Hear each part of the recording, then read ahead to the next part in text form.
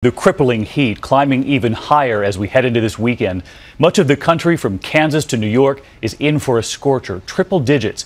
And when you combine the temperatures with the humidity, the heat index, what it feels like, it'll be as high as 110 in many parts. And that buildup of heat igniting severe storms tonight.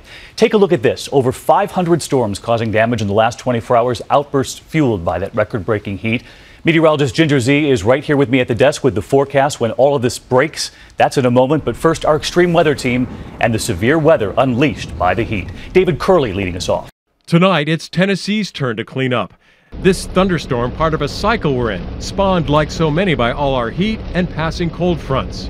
First it took the metal roof, and then it took the wooden roof. This was real freaky. Here in the Smoky Mountains, 2 people were killed, 17,000 lost power.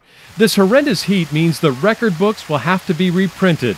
We just came out to get cool.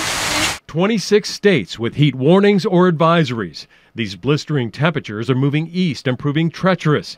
In Pittsburgh, I know it's hot. Some of those at President Obama's campaign event had to be treated.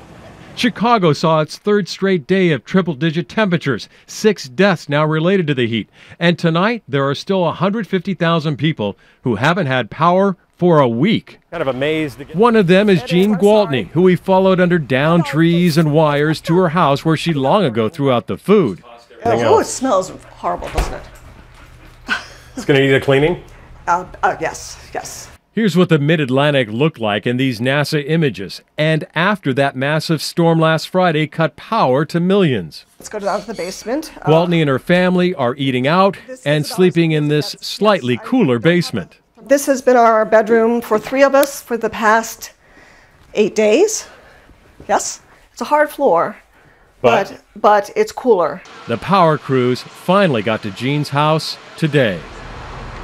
We talked to Jean. She had power for a little while, but it went back off again. So a lot more work to do there and here too. Look at the wires and all these trees. We're on a busy thoroughfare. The crews are working. But David, there's a change coming. Cooler temperatures, good news.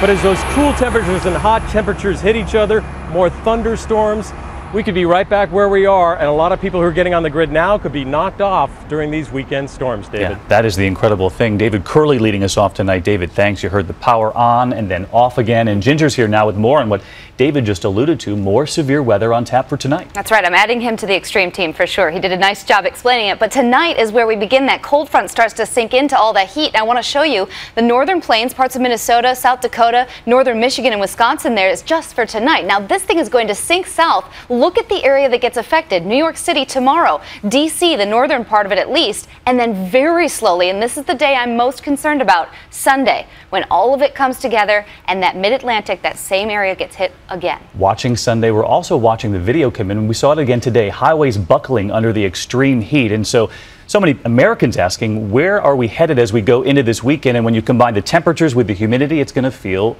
really difficult again. Right, the heat indices will be so high, 100, 110, some places 115. Let me show you what to expect tomorrow. Places like Washington, D.C. going to make it up to a feels like of 110. Even Cincinnati, which has been dealing with day upon day of this. St. Louis, 9th day in a row of 100 plus. One more day for them, but then that cold front going to come through. That's the obvious question. When does it break? Right, and the answer is this. It comes in for the next work week. Look at those. They look like 80s never look so good. Oh, just fanning ourselves with 83 on Tuesday in New York. It's going to feel good. All right, Ginger Zee tracking the weather again for us tonight. Ginger, thanks.